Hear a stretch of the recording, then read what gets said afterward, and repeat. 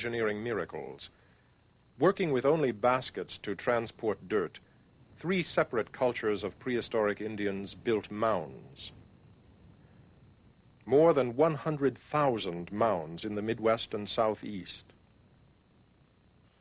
First came fairly small burial mounds from cultures called Adena and Hopewell. The mounds were just what the name implies, burial sites. Another form of early ritualistic earthwork was that of the effigy mound.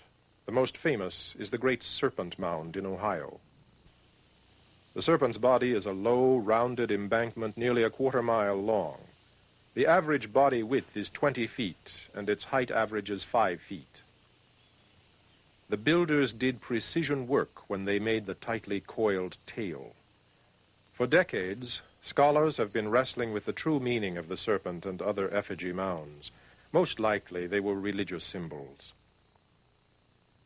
Huge temple mounds were the engineering wonders for an early people known as the Mississippian culture.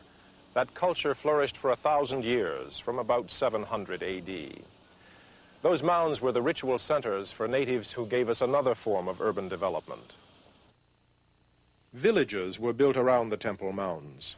The Okmulgee Mounds near Macon, Georgia, are the remains of a town site that was occupied for 200 years before being abandoned about 1100 AD.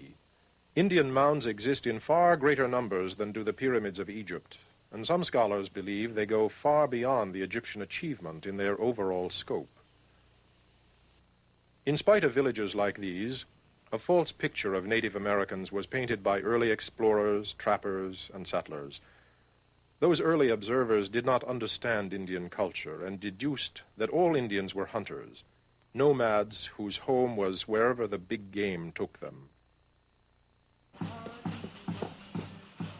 In truth, there were more village-dwelling Indians than nomadic hunters. The recreated Cherokee village of Jalagee at Tahlequah, Oklahoma, represents a typical southeastern Indian city of the 1600s.